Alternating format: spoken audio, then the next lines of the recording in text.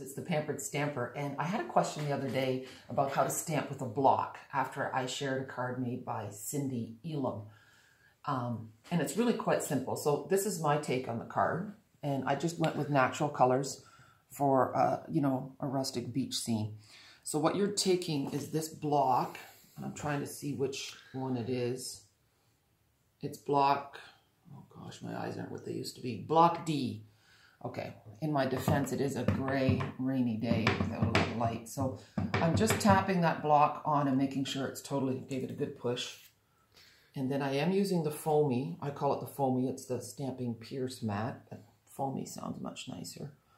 And then just give it a good, firm push. And you can see, if Jeff zooms in, you can see that it's kind of speckly. That's okay.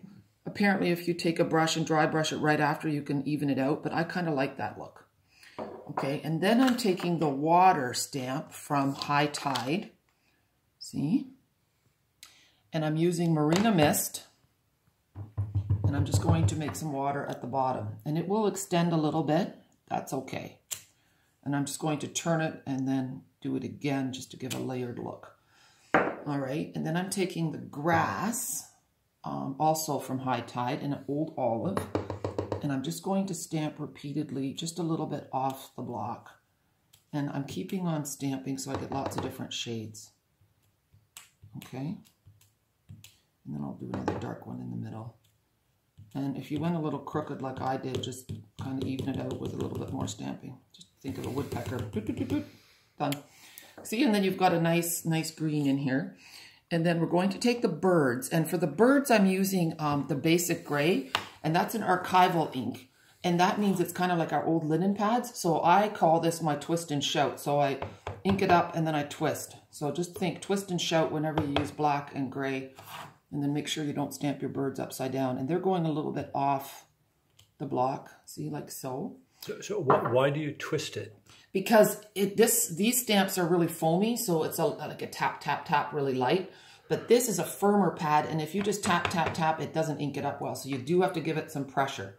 So twist and shout. Give it, you know, think of the dance and just give her a little, okay? It's a very good question. So now I just want to do the Just Breathe, and that's from the Colorful Season stamp here. Now, some people wonder about this stamp set because they can't find that lovely Adirondack chair or that Muskoka chair in there, because the Muskoka chair is just a framelit that goes with this set. I'll open it up for a minute. I don't know if it's in here. No, see, I use the chair so often it's sitting by my big shot, but this is what it will... Oh, no, it's here. It's hiding on me. Okay, so it's nice to have the set and the framelits all together. So now I'm going to do the Just Breathe, and that's again in the gray, so we're going to do the twist and shout. So firm push and a twist. Okay, and then down here, and like I say, when you're using photopolymer, like do a 1, 2, 3, 4, 5 count, just so that the ink can get on there nicely.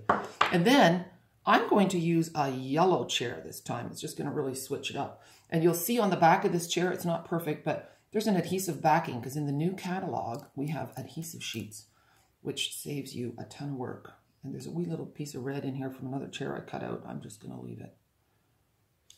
You know what? It's just like chairs left on the beach. Sometimes there's a little detritus on your chair. So I'm going to put this now on a yellow base, and then we'll hold the cards side by side, and you can see what a difference a pop of color can make. And then you can decide what you like better. Oops. A little bit of snail. Did you know that the price of snail per inch is the same as fast fuse? Just a little tidbit of information. When I put my card front on, I kind of line up the two top corners, and when they're good, the rest will follow. Okay? So here's the yellow card, and here's the gray card. Both works, and you can just see, like, this is simple stamping. Really easy, really quick. It's wonderful to make a nice card that doesn't take long. Have a super day, Stampers. Bye.